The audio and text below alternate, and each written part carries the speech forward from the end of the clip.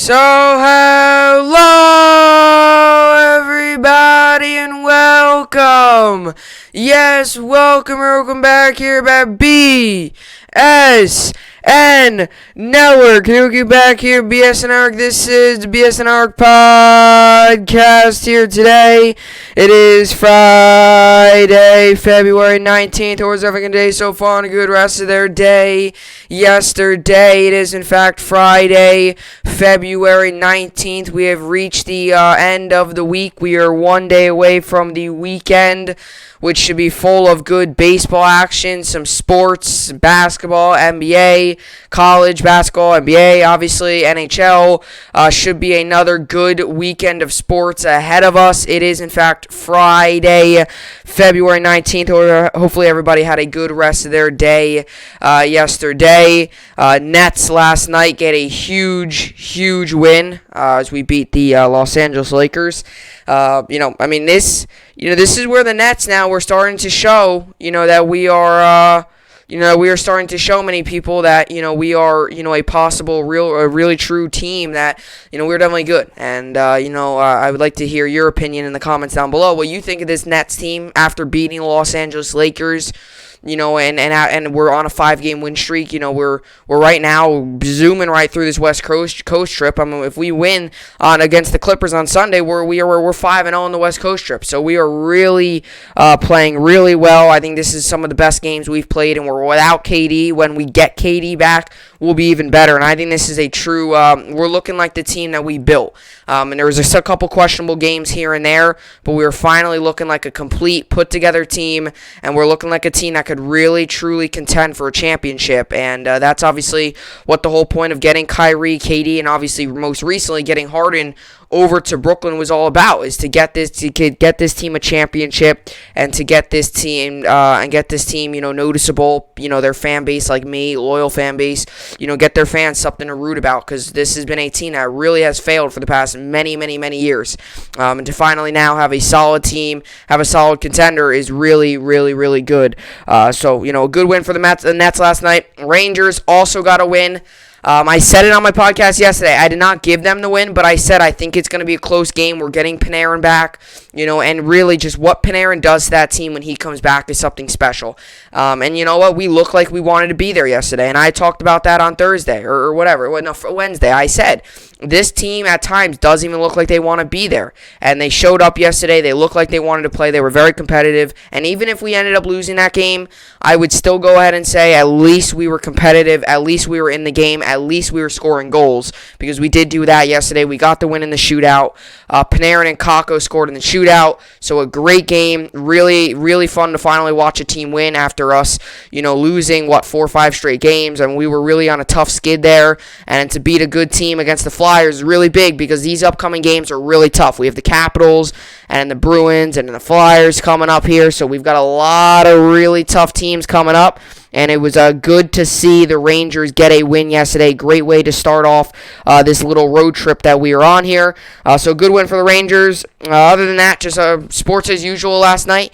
But these are the topics for today. We got the NBA All-Star starters and the Nets. So the NBA All-Star starters were revealed yesterday. Obviously, the All-Star game is going to be I think Sunday, March 7th. So the All-Star game is going to be this year. Obviously, there was some talk about possible teams, possibly no All-Star game. Maybe there's an All-Star game, no All-Star game, whatever. The NBA, Adam Silver, commissioner, all that good stuff, decided to make an All-Star game.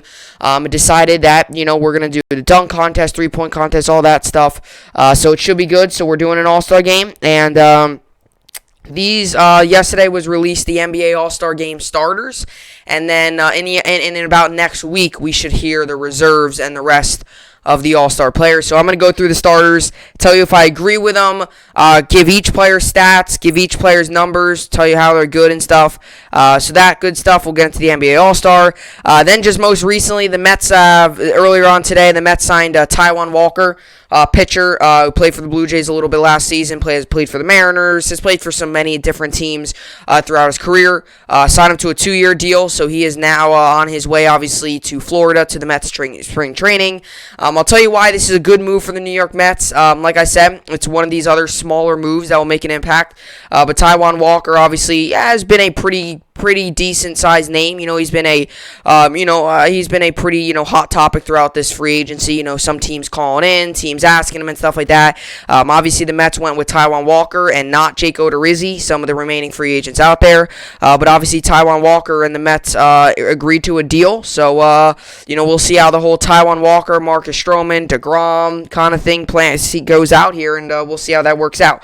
So we'll get into that. Then to cap off the podcast, we got college basketball, Kentucky, NBA, NHL, fantasy, and your rest of your New York sports update as we go into the weekend. A lot of good sports this weekend. Nets play, Rangers play, Kentucky play, and we obviously have the Lake Tahoe game as well in the NHL, so that should be super exciting. I'm really excited to watch that Lake Tahoe game. It's an outdoor game in Lake Tahoe, so they have one game on Saturday and another game on Sunday, I'm pretty sure, so back-to-back. Should be really good. I'm excited to watch it, and we have all that stuff all on Saturday, and then Sunday is the Nets. The Rangers were originally supposed to play on Sunday, but the game got postponed to another day, which is not terrible because we still play tomorrow, so it's good. But yeah, so with all that being said, this is the BSN podcast, and let's get right into it. So the NBA All-Star starters were revealed yesterday.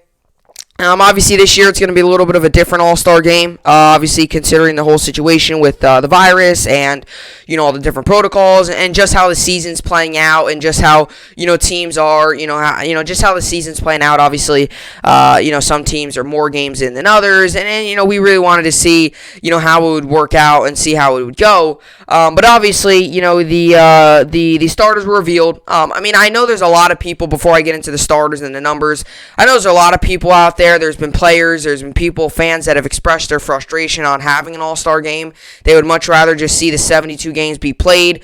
Boom, boom, you're done. Well, let's watch some playoff basketball, right? A lot of people would rather see that. Some people would rather, not risk having an outbreak, possibly having a player, test positive for going to an All-Star game, right? Like an All-Star game's not necessary, and I understand that. Personally, for me, from a fan standpoint, I'm glad they're having an All-Star game. I know it's not. I know it's going to be definitely different. at halftime they're going to have the dunk contest, so it's definitely going to be weird. It's not going to be your usual. You have Friday nights the skill, or Friday night what? Usually it's the whole weekend thing. It's on Friday night is usually usually Friday night it's the celebrity game and the Rising Stars game, I think, right? Or is it just a celebrity game? I'm not sure. And then Saturday, it's usually all the skills challenge, the dunk contest, the three-point contest, the skills, just the regular old skills competition. And then Sundays, the big all-star game. It's usually that 3-day event. This year, that's not going to be the case. This year, you're going to have one day. You're going to have the dunk contest, three-point, and just the regular skills competition where you got to shoot. All the precision passing and stuff like that. And then obviously during the game, you're obviously gonna have the game. But during the game at halftime, it's gonna be the dunk contest, which I thought was interesting because I'm wondering. Number one, you don't want halftime to last an hour because that's just going to get the players all cold. Number two, what if a player is in the All-Star game that is going in the dunk contest? Is he just going to do the dunk contest and play in the All-Star game?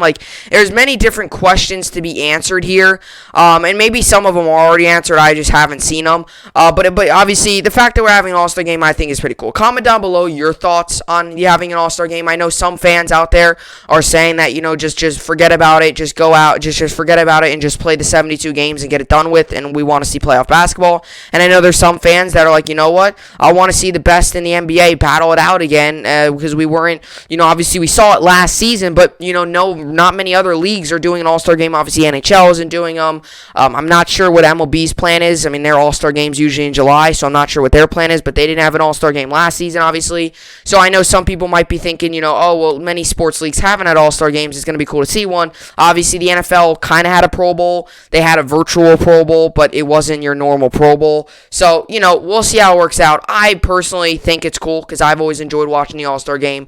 It's the best of the best. It's the best in the NBA, best in the league, battle it out. Everyone always talks about super teams. Everyone always talks about, having the best players on a team, and that is really what you see on the All-Star game. You have the best players from the East on a team, and you have the best players from the West on a team. How much more can you ask for? You know, everyone always talks about, oh, what if this guy, and this guy were all on the same team? Well, that's why there's an all-star game, because you get to literally watch that. You get to literally watch, you know, Bradley Beal and Kevin Durant and Kyrie Irving and guys like that all play together. Obviously, Kyrie, Kevin Durant, and James Harden are all obviously all on the same team.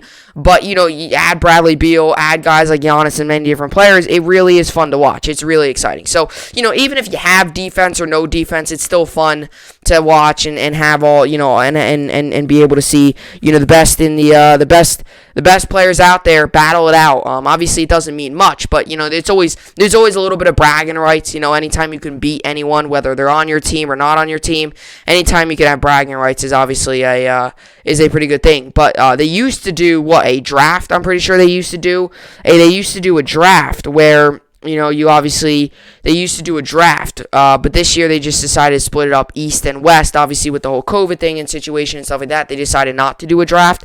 So you're just having the East and the West battled out. Sometimes it's a draft, so you'll have Team LeBron and Team whatever else or whatever. That's the case. But this year they're going back to their classic East West All-Star game. So to be honest, if you want to look at All-Star game this way, you can look at it as who has the better players. Is it the Eastern Conference that has the better players, or is it the Western Conference? Whoever wins, more than likely, has the better talent on that side. Whatever. I mean, you could look at it either way.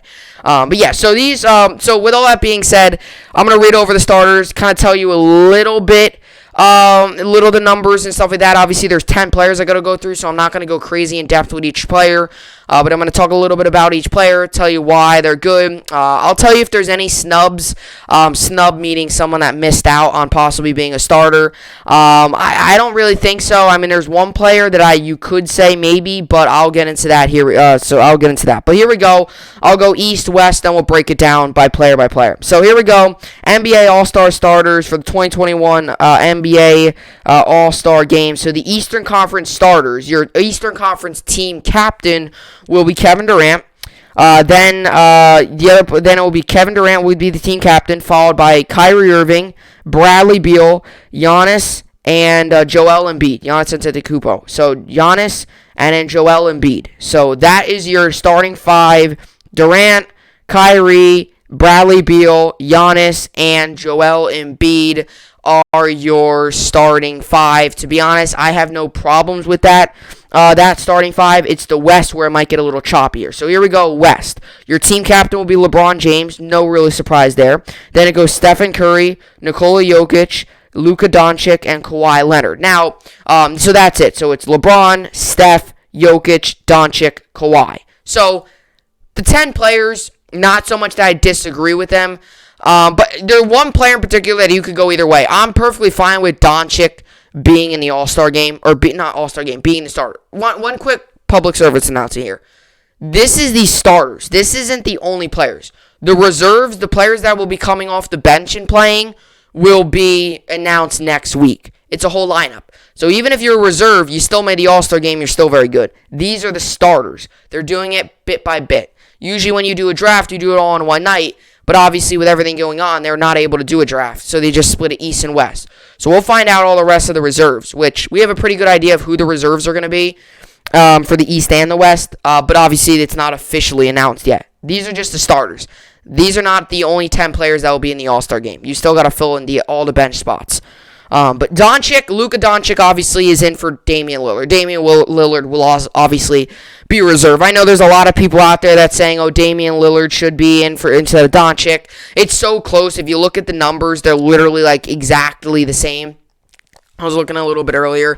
The numbers, they were literally like exactly the same. They're so similar. It's crazy. You don't usually see it often, but they're so similar. I mean, even if one player's averaging like a little bit more points, like I think Dame or something might be averaging like 0.6 more points than Doncic, which means he's pretty much averaging the same amount, just slightly more, right? So, you know, obviously but I'm okay with Luka Doncic being in there, right? I know some people are gonna go sit here and, you know, complain about, oh, Damian Lillard, he should should be in, but you got to also realize Luka Doncic is among some of the best in the league too. Luka Doncic, he ain't no joke. He's a very good player. He's a very good shooter. He could shoot. He can definitely hit long range. He could drive. He creates opportunities for his teammates and really things like that. So he does a lot of that really, really, really good stuff. So obviously, in regards to Luka, I don't disagree with it, but I guess you could go either way. If Luka made it, I would be perfectly fine with that. If Damian Lillard made it, I would be perfectly fine with that either. You could go either way. Personally, Luka, I agree with it.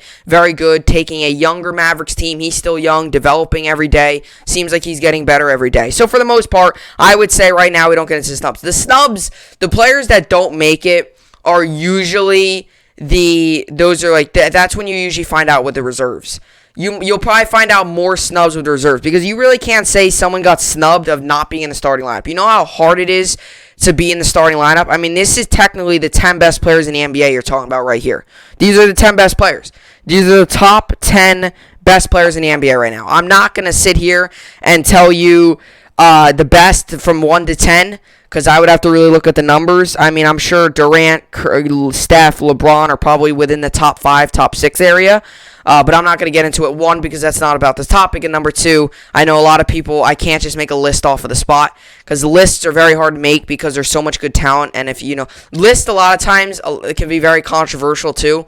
If you pull one player here and one player here, the one fan base may destroy you, and the other fan base will just love you for putting that player. That's one thing always about making lists of top 10 players, top 10 all time, whatever, in any sport, NHL, NBA, hockey, or NHL, NBA, NFL, or MLB, any sport out there, it's so hard to make lists with everyone being agreeing because there's so many different opinions out there about top players in the game now, top players in the game then. But I would say these are probably the top 10 players in the game. I mean, you got Bradley Beal, Kyrie Irving, Kevin Durant, LeBron, Steph, Nikola Jokic, very well the MVP frontrunner right now, Joel Embiid, right, and Kawhi, Giannis, Doncic, Beal, guys like that, it's just so many. And you could even say that, maybe Kawhi shouldn't be in it because he takes a lot of days off. No. All right, Kawhi, when he's out there, he's one of the best guys in the game. And he's a very good defender. He can shoot. He's got a very long arms. He's very lengthy to get rebounds, to, really use that mid-range area.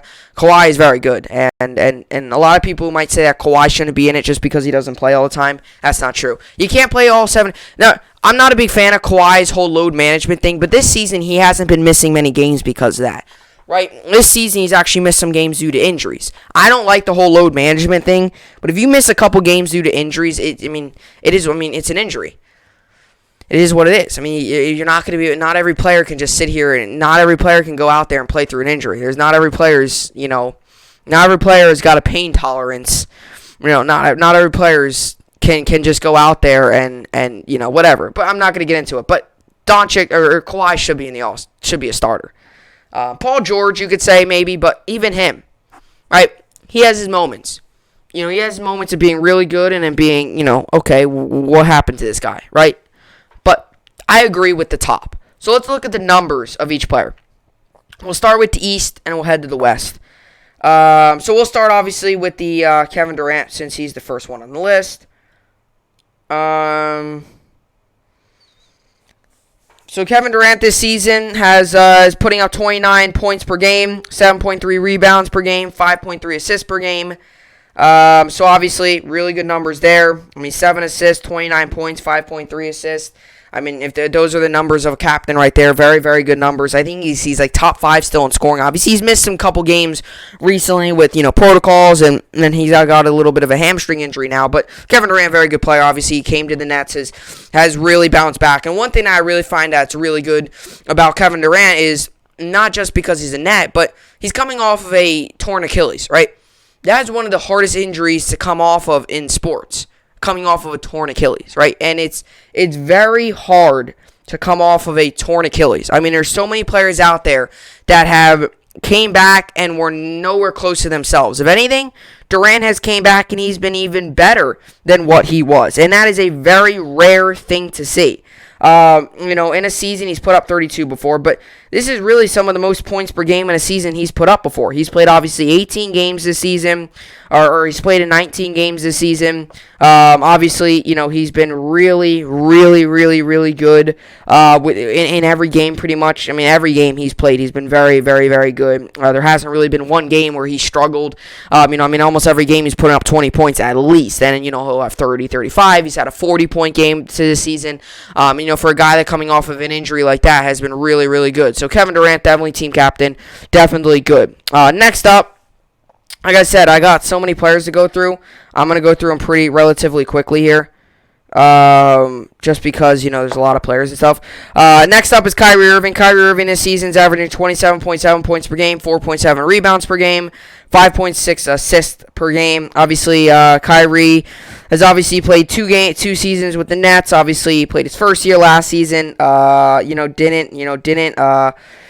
Didn't play much. He only played 20 games, but then obviously had to get taken. He obviously had the shoulder surgery. But a guy like Kyrie too, this is another dude. This is another guy that he starts a lot. He goes out there, grinds it out. Really, really good player. So Kyrie, another one here. Obviously this season he's putting up 27.7, and yesterday he only had like 16 points. But I was reading something. I was looking at the numbers. Kyrie this season, I think this is the highest points per game he's ever had in a season or something. It was some stat I saw or something I saw where this is like statistically one of his best seasons out there. Obviously, he's putting up the most points per game, which is true. He's putting up 27.7. Last season, he put up 27.4, but you also got to realize he's already played more games this year than he did it all of last season, which is really crazy to me. He's played 21 games this season. He's missed 10, but he's played 21 games this season, which is more than last season. And total as a net, he's played 51 games. So, he's had some off-the-field stuff, the whole personal reason issue thingy that he had there. He had some injuries, but for the most part, when this guy's out there on the court, he definitely makes an impact. And like I said, that's what's so fun about the All-Star game. I mean, it's the best of the best. Everyone always talks about, what if this guy was on this team? What if he was on the team, right? It's the best of the best. You are literally watching two super teams battle it out. I mean, that's so much fun. I mean, back then, when people were wondering when Michael Jordan could play with these guys, Michael Jordan, it's the best of the best battling it out. That's what the All-Star game really is all about. And that's in every sport. That's not just in or basketball. That's in hockey. That's in that's in MLB, and that's even in the Pro Bowl in the NFL, right? MLB, you got guys like Trout, Judge, all these different guys, right? Trout, Judge, Tatis, all on the same field together. There's so many, Matt Chapman, right? There's so many good players like, LeMahieu, Judge, Cole, Trout, Tatis, all these different guys on the same field together is just so entertaining to see. Bellinger, guys like that, that's in the MLB. Same thing here in the NBA. There's so many good talent. There's so much good talent out there, obviously, and that's why I think it's good to have the All-Star game here. But Kyrie Irving, obviously, Kyrie Irving has had a very good season, and he is your other player on the All-Star game. Then we move to Bradley Beal here.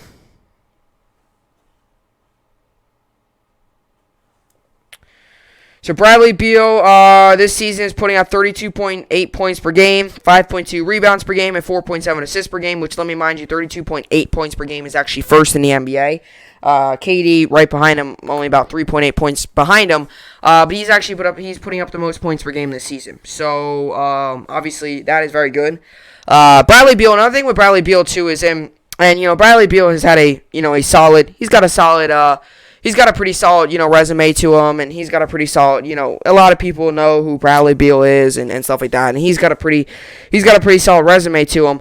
But this is a guy too that's on a struggling team, and sometimes players, when they're on struggling teams, they sometimes not slack, but they sometimes realize, oh man, we're struggling, stuff like this, and they sometimes they get down, and sometimes they don't play at their highest level when they're on struggling teams, and that's normal to see. And sometimes you guys like Bradley Beal stand out on struggling teams. He might be, he's, right now, you look at the numbers, this guy's very well an MVP candidate, right?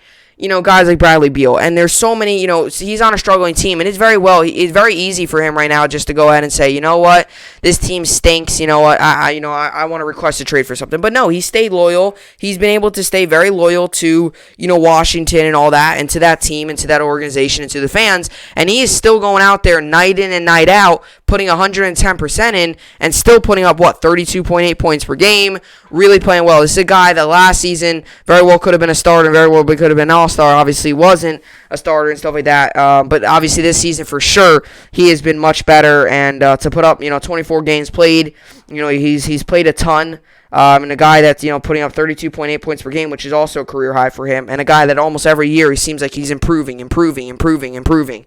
big-time scorer. Then next we got Giannis, also made it. Giannis. So he is averaging this season 28 points per game, 11.4 rebounds per game, and 5.9 assists per game. Obviously 28 points per game is 7th in the league, obviously, with that number. So obviously Giannis, with his big contract he signed this offseason, that was one of the big questions, is he going to be able to go out and still produce the way he's been producing? And as a matter of fact, I would say he has been. Obviously, last year he had 29.5 points per game, which is 1.5 lower. But a lot of people are saying he's having a little bit of a down year. I mean, I wouldn't say he's having a down year. He's up in assists. He's up in blocks. He's slightly lower in points per game and rebounds, but he's up in a lot of other stuff. I mean, he's, his free throw percentage is actually up, surprisingly, from last season. His field goal percentage is up from last season. His total, his field goals attempted are down a little bit, but even his minutes are up from last season. So, for those people that are saying he's struggling, not playing well and stuff, I mean, this guy has played 28 games this season. And this is a guy that I really feel like, you give him the right opportunity. He goes out there and he tries his best. He puts 110%, and this guy could very well be, he's very good. He's tall, big, strong. I mean, everything you want in a basketball player, he can do it all there, and Giannis has shown us. And I know there's a lot of people out there that might go ahead and say, Giannis is, struggling this year and he's not playing well. But to be honest, he's up in minutes. He's up in field goal percentage. He's up in, he's a little bit down in points per game, but he's up in assists. He's up in, actually, as crazy as it may sound, he's really struggled this year from free throw line, but last season he struggled even more. He's actually up from free throw percentage, right?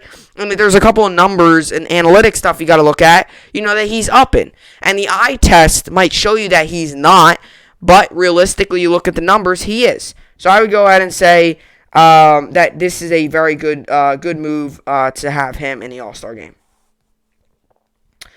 And then let's go to Joel Embiid here. So Embiid this season is putting up 29.7 points per game, 10.8 rebounds per game, and 3.1 assists per game. He's actually 4th in the league in points per game. This is a guy, too. This is a guy that's very dominant, And Joel Embiid, too, he's also, past couple of seasons, has faced a lot of criticism over, if he's really an NBA-ready player, if he's really a guy that's going to go out there, go all out and really try that hard. There's been a lot of stuff with Embiid, and I would even say at times I've been, I even say some stuff about Embiid, sometimes he goes out there and he looks a little lazy and stuff like that. But this season, all those people out there who say that stuff, he completely washed them away. I mean, he's completely blown them away. I mean, because this is a guy that this year is putting up career numbers and is seriously, obviously, being that the 76ers are the number one team in the East right now. He has taken this team single-handedly. Ben Simmons has had his moments, but single-handedly taken this team to a 1 seed. And possibly, for a team that a lot of people thought wasn't even going to be a 1 seed, right now, might be a team that's a true contender here. And that's 90% of it is because of Embiid. It's a guy that whatever he did in the offseason this year has completely changed him. So Joel Embiid there. So let's move to the West here. So LeBron James this season, 25.9 points per game, 8.2 rebounds per game, and 7.9 assists per game. LeBron's LeBron, if you know what I'm saying. I mean, this is the guy that every year in and year out, game in and game out, is putting up unbelievable numbers. yesterday's game, he surpassed 35,000 points. So, I mean, everything this guy does is just unbelievable. And, I mean, he's really, I mean, this is a guy that, every season it's the same stuff. He is just good. Every season in and season out. He's putting up big numbers, big minutes, and is really playing really well. So, I mean, LeBron James definitely up there. And this is a guy that's played a very long time and has continued to really play even really well. And he's actually up in points per game than last season. So, it's a guy that's really played really well, LeBron James. Then we got Stephen Curry.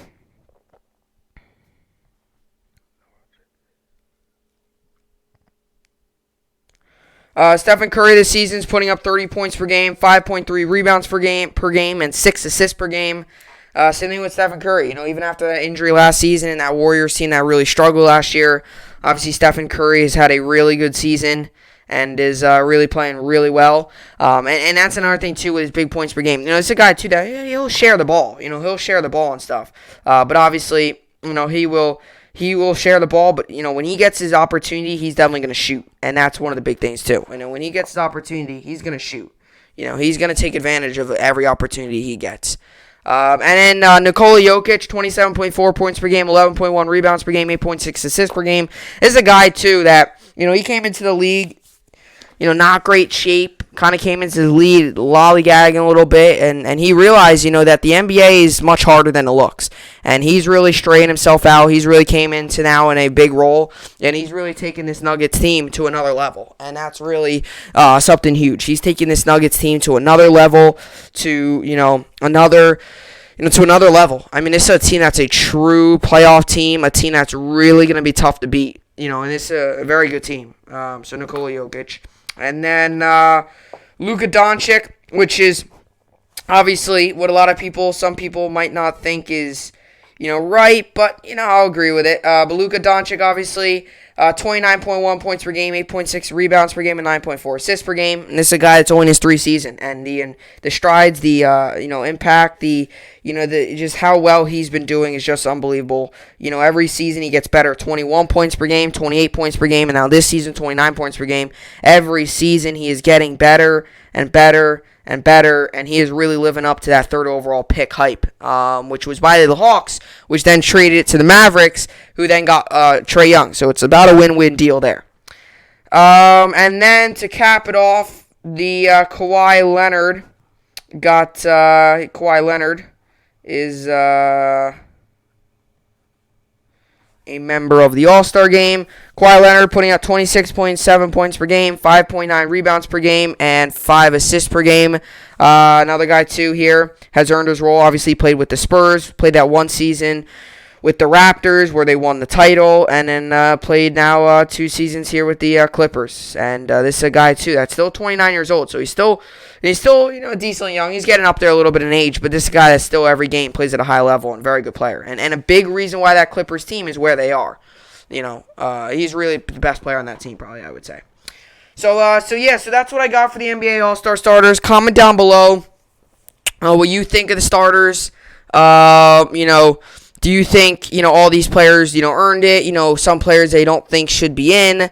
Or do you agree with all of them? And if you don't think a player, if you think a player shouldn't have been in, then who should have been in his spot?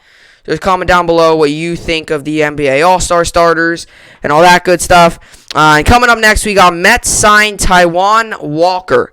It's a pretty good move for the New York Mets. We'll talk about it coming up next.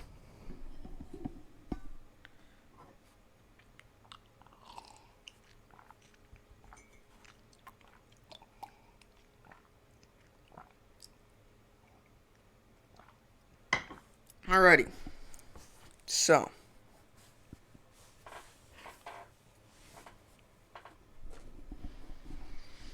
let's get this up here.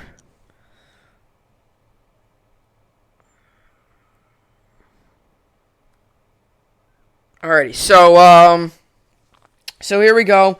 So Mets rumors: Taijuan Walker agrees to a 2-year, $20 million contract with the New York Mets. Obviously, the New York Mets still making some moves, obviously, as like I've been saying, obviously as teams start spring training, fill out rosters, even if it's just simple minor league deals and simple deals like this. Obviously, the Mets have started to make some moves. The Mets have started to go out and, get some guys, get players that they really believe are going to make a big impact on this, or not big impact, but really believe they're going to help on ultimately what a lot of people think is going to be a playoff contender in the New York Mets this season, which if they keep making good moves, then I guess, they'll be a decent team. But, the Mets made another move yesterday, or today, by signing Taijuan Walker. This is, and I've said this about multiple teams, and I've said this about the Yankees, I've even said this about the Mets, and I've said this about plenty of other teams that are making some of these smaller moves, right? Everyone always talks about the big free agents and the big name guys, and understandably so. I mean, those are the best players out there. Those are the guys that are ultimately going to want the most money. Those are the guys that are also going to get the most money, and those are the guys, too, that are obviously the best players out there. And, I know there's a lot of people out there that might say, sometimes the smaller name guys are better, and to do that. And I would be one of those people that would say that. I would say that sometimes, there's times where, you might really feel like, a smaller name guy is much better than, getting some of these big name guys where there's a lot of pressure, on them, and a lot of people realize, right? Like a Trevor Bauer, for example. The entire MLB is watching to see if that Cy Young year was just a one-year wonder, or if that was actually something that really was big. And we'll see if it was. I think it was something to build on. I don't think it was a one-year wonder. I've seen he was too good for it just to be a one-year wonder, but that's just me. There's so many other people out there that might think that's different. If you want to drop your opinion in the comments down below, I would love to hear what you think about Bauer. But obviously there's a lot of players out there that sometimes, a lot more pressure on them when they get the big money, when they get, the big contract, when they're a big name guy in free agency. There's a lot more pressure on them to go out and deliver. And that's why sometimes these smaller moves, these smaller name guys that you go out might be the hidden gems, because these are the guys that not many fans are expecting to go out and be dominant. Like Taijuan Walker, we don't think he's going to be dominant. We think he's going to be solid. But, or like a Trevor Bauer. Many people, like last season, he was dominant. Many people want him to repeat that this year. If he doesn't, then no one's going to be happy, right? So we'll see how it plays out.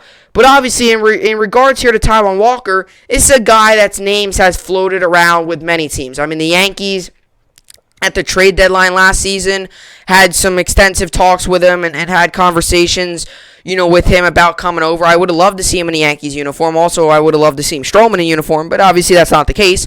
But, the Yankees, obviously the Mets, some other teams have had some extensive talks, obviously, with him. Obviously, he was a Blue Jay last season and stuff, and then, obviously is now going to the Mets. But this is a guy that's, a big dude, strong, he's got a really good speed on his fastball, right? This is a guy that's going to go out here, give you a good performance. It might be 6-7 innings of, 2-3 run ball, but you hope with all the offense additions the Mets have made with Lindor, McCann, and guys like that, and with all those additions they have made and guys like that, obviously your hope is that, that Taijuan Walker comes through here as well. And if he does go up 2-3 runs a game, then your hope is that, your offense comes out and really plays well, right? That's your hope. Now, is that going to happen every game? No. But obviously Taijuan Walker is going to have his good games and he's going to have his bad games. Not every game is going to be dominant for him. And he's had some of those games there. And I think that's one of the things, consistency, is if he just continues to work on consistency, I definitely think this will be a really good, solid move.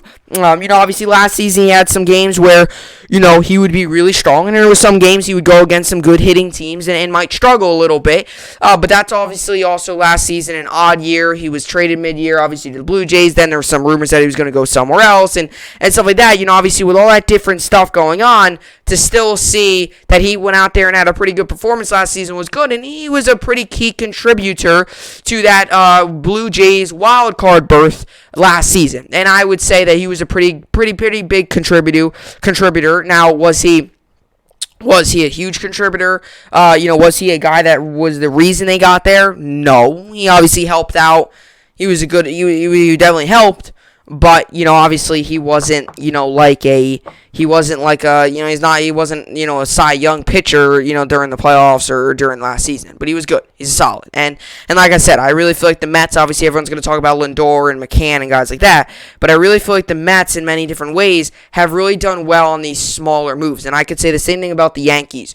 They did well with the Darren O'Day. They did well getting Kluber. They did well getting Tyone, right? LeMahieu obviously is a good move, but even if you look at some of the smaller moves, might even help us even more. Justin Wilson, different guys like that. Obviously, LeMahieu is, big key. Without him, we are not a World Series contender.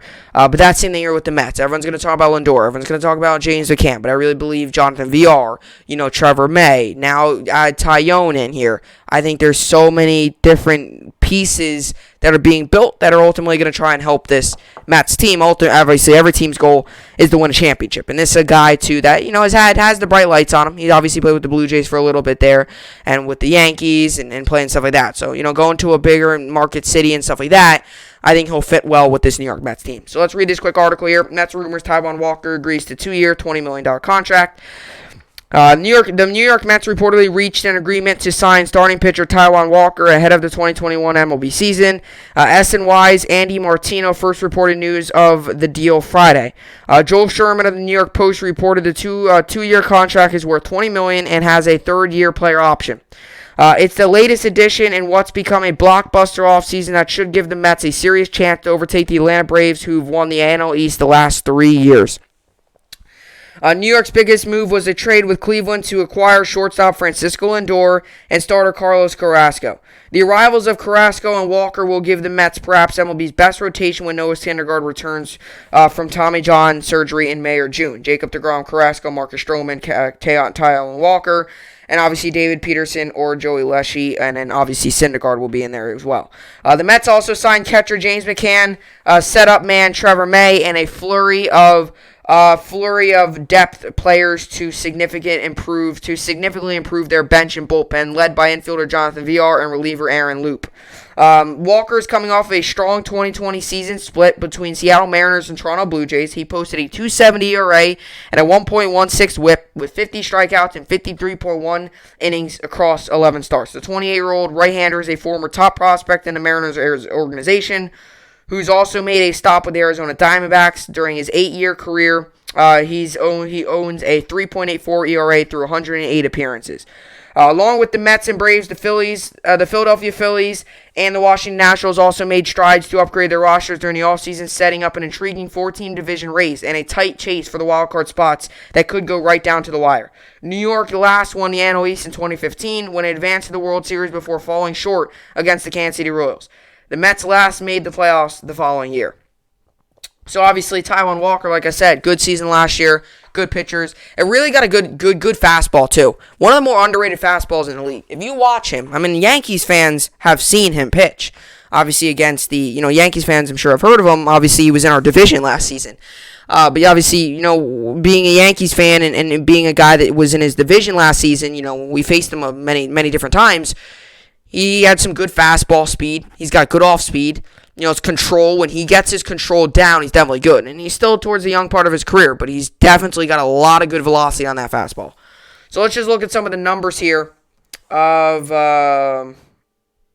Taijuan Walker.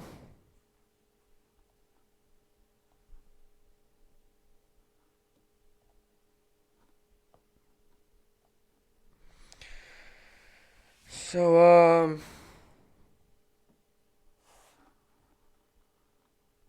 Alright, so last season, his 2020 stats, he went 11 games, 4-3 win-loss record, at a 2.70 ERA, 53.1 thirds innings pitched, 50 strikeouts, and a whip of 1.16. His MLB career stats, he's at 108 games, 35 and 34 win-loss record, 3.84 ERA, 581.2 thirds innings pitched, 528 strikeouts and a whip of 1.25, which 3.84 ERA is a very solid ERA. It's not great. It's not terrible. It's right in the middle. It's a very solid, go out there, 2-3 runs, 6-7 innings, will go out there and put you in a great position to try to win a baseball game. And like I said, this is a guy, too, that's still relatively young. He's debuted in 2013, so he's still relatively young. But this is a guy, obviously, that played 4 seasons with Seattle, played 3 with Arizona, and obviously played, and they obviously joined Seattle again last year and was with Toronto, where he, pitched obviously last season. He had 11 games played. He pitched 11 games last season. Obviously went 2-2 with Seattle, 2-1 with Seattle. Obviously had a better ERA with Toronto. He had a 4 ERA with Seattle, went to Toronto, and really started dominating. Had a 1.37 ERA, which in his career leads to 3.84, which, it's the truth, though. Throughout his career, he's been a 3 ERA, 2-3 ERA guy. He's going to be in about that 3 ERA range, which is solid pitcher, going to get the job done. So, good move for the New York Mets. Another good move. Another smaller guy coming off the board, and a good move there. So, now I move on to the rest of the stuff here in the podcast. Yesterday for college basketball, San Diego State won, Michigan won, Gonzaga won, Ohio State won, Wichita State won, and Iowa won. And today there's no AP Top 25 games coming on, but there's probably, I'm sure, many other games. And then tomorrow we got Villanova, Connecticut, give Villanova the win. Alabama, Vanderbilt, give Alabama the win. Missouri, South Carolina, give Missouri the win. Kansas, get Texas Tech, get Texas Tech to win. Texas, West Virginia, get Texas to win. Illinois, Minnesota, give Illinois the win. Florida, Pittsburgh, give Florida the win. Florida State, Pittsburgh, give Florida State the win. USC, Arizona, give USC the win. Oklahoma, Iowa State, give Oklahoma the win. San Diego State, Fresno State, give San Diego State the win. Gonzaga, San Diego, give Gonzaga the win. Duke, Virginia, give Virginia the win. And Arkansas, Texas A&M, give Arkansas the win. Kentucky also plays tomorrow. Kentucky comes in this game 7-13. Tennessee comes in this game 15-5, and they're actually the 19th ranked team in the nation. This game comes on tomorrow at 1 p.m. Eastern Standard Time on CBS. Kentucky's been on a little bit of a roll here, 2-0 the past 2 games on a win streak of 2. We almost beat Tennessee the last time we played them. We blew the game late. I'll give us a win here, and I'll tell you why. If we continue to play well like we have been the past couple of games, we were struggling against the Tennessee that game, late in that game, right? Basketball. Every level of basketball. College, NBA, whatever. Basketball really comes down to the final couple minutes of the game. And in college, too, especially when you're going against some of these really good teams. The college basketball really comes down to about the final 2 to 3 minutes of the game. Same thing in the NBA. The final 2 to 3 minutes of the game. Kentucky this season has not been great in the final couple minutes of the game. But, obviously, considering that we've been better the past 2 games, going against the Tennessee team where it should be close, Kentucky, if they continue to play like they have been the past 2 games, like I said, build momentum to end the season. Go Kentucky. And then obviously for Sunday, we got Houston, Cincinnati. Got to give Houston a win. Michigan, Ohio State. I'll give Ohio State the win. Iowa, Penn State, give Iowa the win. Wisconsin, Northwestern, give Wisconsin the win. All right, so now we move on here to the NBA here. So yesterday, the Heat won and Raptors won, and the Nets also won yesterday, 109-98. We moved to 19-12 in the season. Obviously, then Harden had 23 points. Kyrie had 16 points. Joe Harris had 21 points. Big game for him. He had a big game there. But obviously, Kyrie had a big game, and Harden again, and Harris. Harden's really been playing really well. Another double-double. Just another great performance there. And as for today's games, we got Nuggets, Cavs, give Nuggets the win. Warriors, Magic, give Warriors the win. 76ers, Bulls, give 76ers the win. Celtics, Hawks, give Celtics the win. Grizzlies, Pistons, give Grizzlies the win. Suns, Pelicans, give Suns the win. Bucks, Thunder, give Bucks the win. Raptors, Timberwolves, give Raptors the win. And Jazz, Clippers, give Jazz the win. And tomorrow we got the Rockets, Pacers, give Pacers the win. Warriors, Hornets, give Warriors the win. Heat, Lakers, give Lakers the win. Kings, Bulls, give Bulls the win. And Suns, Grizzlies, give Suns the win. And Trailblazers, Wizards, give Trailblazers the win. And Sunday, we got Celtics, Pelicans, give Celtics the win. 76ers, Raptors, I'll give 76ers the win. Magic, Pistons, I'll give Magic the win. Thunder, Cavs, give Thunder the win. Timberwolves, Knicks, I'll give Knicks the win. Hawks, Nuggets, give Nuggets to win, and Bucks-Kings give Bucks to win. Nets also play on Sunday. Nets come in this game 19-12. Clippers currently are 21-9, but that will probably change there as they got a couple games here. But the Nets will play here. The game comes on at 8 p.m. Eastern Standard Time on ESPN. This game's on Sunday. I'll give the Nets the win. They've been playing really well. Close out the West Coast trip there. Would be a good way to do that. And then as for the NHL here yesterday, the Wild won, Kings won, Blues won, Devils won, Penguins won, Maple Leafs won, Blue Jackets won, and Capitals won. And the Rangers also won yesterday, 3-2. Rangers moved to 5-7-3 on the season. Obviously, Colin Blackwell had a goal.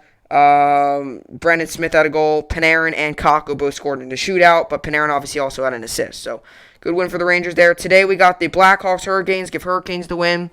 Red Wings, Panthers, give Panthers the win. Flames, Oilers, give Flames the win. And Jets, Canucks, give Canucks the win. And then tomorrow we got a lot of games. Tomorrow we got the Sabres, Devils. I'll give Devils the win. Avalanche, Golden Knights. This is the first game here. Avalanche, Golden Knights. Tomorrow, this game comes out at 3 p.m. Eastern Standard Time on NBC. This is the outdoor Lake Tahoe game where they're going to be playing outdoors in Lake Tahoe, which is really going to be super fun to watch. I'm really excited to watch it. So I'll give Avalanche the win there. And then Panthers, Red Wings, give Panthers the win. Hurricanes, not game postponed. So Penguins, Islanders, give Penguins the win. Coyotes, Kings, give Coyotes the win. Lightning, Hurricanes, give Lightning the win. Hurricanes the win there. Maple Leafs, Canadians, give Maple Leafs the win. Blue Jackets, Predators, give Blue Jackets to win. Sharks, Blues, give Sharks to win. Or Blues to win. Blues and Sharks, I'll give Blues to win. Wild and Ducks, I'll give Wild to win. And Flames, Oilers, give Flames to win.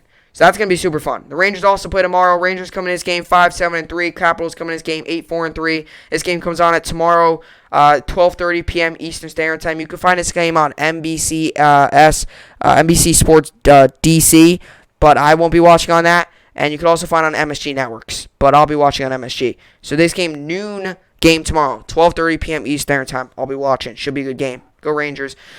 I'll give them a win. They played well last game. Might as well. I gave them a loss. They win. Give them a win. Let's see what happens there. So, and as for Sunday, Bruins Flyers, which the other Lake Tahoe game, I'll give the Bruins the win. 2 p.m. Eastern Time on NBC. That's on Sunday. Give Bruins the win. Canadians, Senators give Canadians the win. Devils, Capitals give Capitals the win. And Jets, Canucks give Jets the win. So that's that. And, yeah. So, now we move on to fantasy here. So I'm winning in fantasy basketball, 875 to 748. So going pretty good there. Today I've got Trae Young going, Jeremy Grant, Pascal Siakam, Jonas Valanciunas, Fred VanVleet, Kyle Lowry, and Kemba Walker. Injury report here is Victor Oladipo still out. Oladipo foot and the Rockets will not play Friday against the Mavericks as the game has been postponed. Shams Charania of The Athletic reports. And then Davis is still out, obviously. Davis, actually, new report on Davis. Coach Frank Vogel said Thursday that Davis' calf / Achilles is facing a 4-week recovery timetable. Jovan Buha of The Athletic reports. So that's a long time there. And Kyle Lowry is also day-to-day. Lowry thumb ankle is questionable for Friday's game against the Timberwolves. Blake Murphy of The Athletic reports. So that's that. And, yeah. So now we move on to fantasy hockey, where I am currently losing 51.5 to 51.1. So really close game there. Today I've got going Johnny Gradué, Nicholas Ehlers, Duncan Keith, Adam Larson, Brock Beausier, and my goalie is Jacob Markstrom. So that should be good there. Hopefully I get the win there. It's a very close game in fantasy hockey. So, yeah. So, with all that being said, that will do it for the podcast here today. Couple comments, actually. Comment down below, like I said, what you think about the All-Star games, and then what you think of the Mets signing the deal is. And then, yeah, comment down below. You know, the Nets now are starting to really come along, so they're starting to really play well here. So, yeah, so that should be good. But yeah, with all that being said, that will do it for the podcast today. Another great week of podcast in the books. As you all know, I take breaks on the weekends. So I will see you all, obviously, do another podcast on Monday. So I will see you all back here on Monday Hope you enjoyed it. Everyone have a good weekend, another good weekend full of sports, so enjoy it. I will see you all back here on Monday. Hope you enjoyed it, and thanks for watching.